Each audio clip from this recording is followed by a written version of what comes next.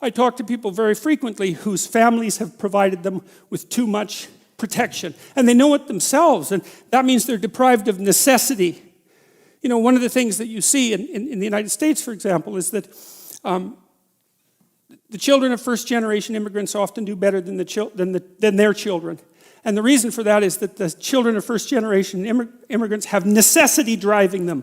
And you don't know how much you need necessity to drive you because maybe you're not very disciplined. And if a catastrophe doesn't immediately befall you if you don't act forthrightly today, then maybe you never act forthrightly, right? Because the gap between your foolishness and the punishment is lengthened by your unearned wealth. And so you never grow up and learn, and you have to get yourself away from your dependency in order to allow necessity to drive you forward.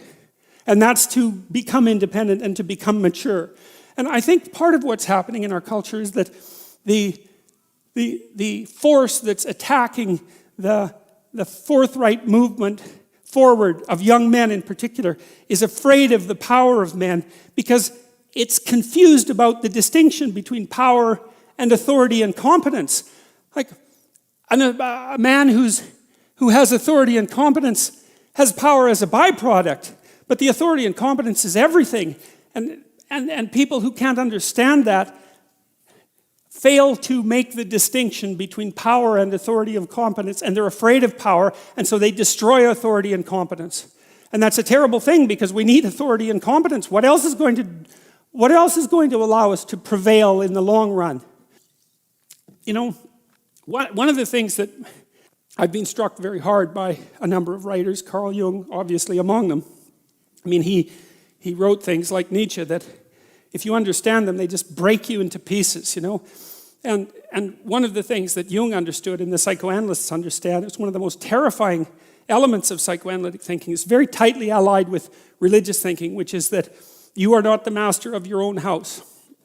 There are spirits that dwell within you, meaning you have a will and you can exercise a certain amount of conscious control over your being, but there are all sorts of things that occur within you that seem to be beyond your capacity to control. Your dreams, for example, that's a really good example, or your impulses, for example. You might think of those as so foreign from you that you don't even want them to be part of you.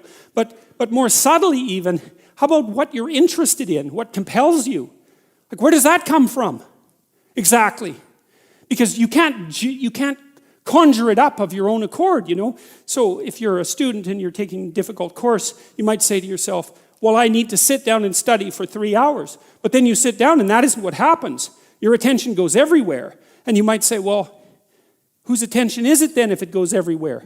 Because you say it's your attention. It's like, well, if it's your attention, maybe you would be able to control it, but you can't.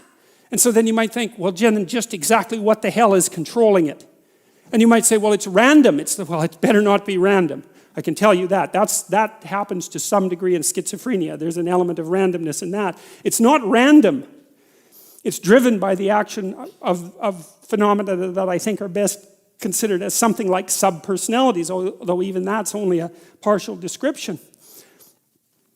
You can't make yourself interested in something. Interest manifests itself and grips you. That's a whole different thing. And so what is it that's gripping you? And how do you conceptualize that? Is that a divine power? Well, it's divine as far as you're concerned because it grips you and you can't do anything about it.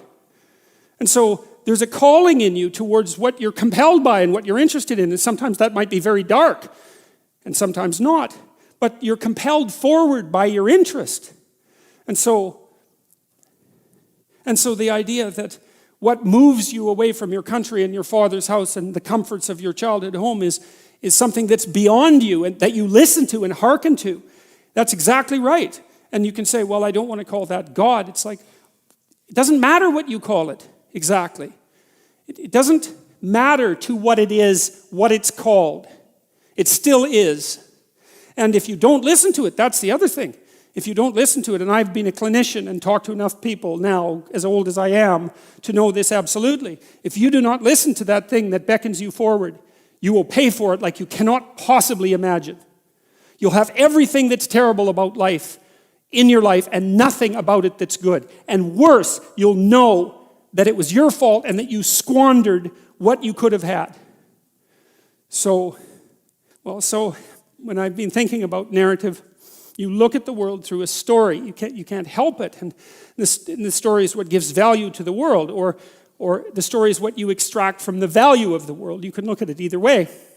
You're somewhere and it's not good enough. Right? That's the eternal human predicament. Wherever you are isn't good enough. And to some degree, that's actually a good thing, because if it was good enough, well, there's nothing for you to do.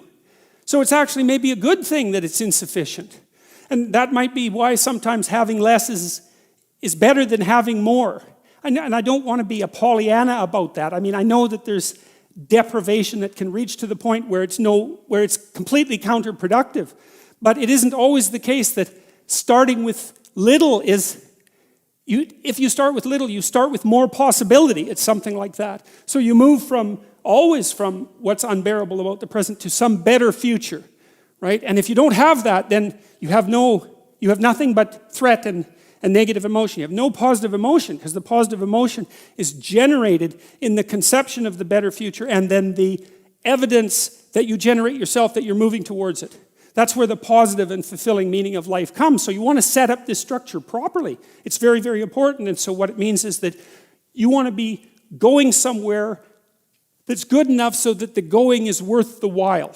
And you can ask yourself that. And that's partly what we tried to build into the future authoring program, which is, well, we know what's wrong with life. It's rife with suffering and insufficiency and deception and evil. It's all of that, obviously. Okay, what would make the journey worthwhile? Well, you can ask yourself that. It's like, all right, in order to bear up under this load, what is it that I would need to be striving to attain? And if you ask yourself that, that's to knock and the door will open. That's what that means. If you ask yourself that, then you will find an answer and you'll shrink away from it. You'll think, well, there's no way I could do that. It's like, well, you don't know what you could do. You don't know what's possible. And you're not as much as you could be. And so God only knows what you could do and have and give if you sacrificed everything to it. You have to admit, even if you think about it as a modern person, that the act of sacrificing something might have some dramatic compulsion to it. And it isn't so obvious that we have rituals of seriousness like that now. And so it's not so obvious that we're actually serious about anything. And so maybe that's not such a good thing. And so maybe we shouldn't be thinking that these people were so archaic and primitive and superstitious. It's possible that they knew something that we don't. That sacrificial issue is so important, because you are not committed to something unless you're willing to sacrifice for it. Commitment and sacrifice are the same thing. It's quite awe-inspiring. It's breathtaking, really, when you understand what message is trying to be conveyed. You have to make sacrifices. And what do you have to sacrifice? You have to sacrifice that which is most valuable to you currently that's stopping you. And God only knows what that is. It's certainly the worst of you. It's certainly that. And God only knows to what degree you're in love with the worst of you.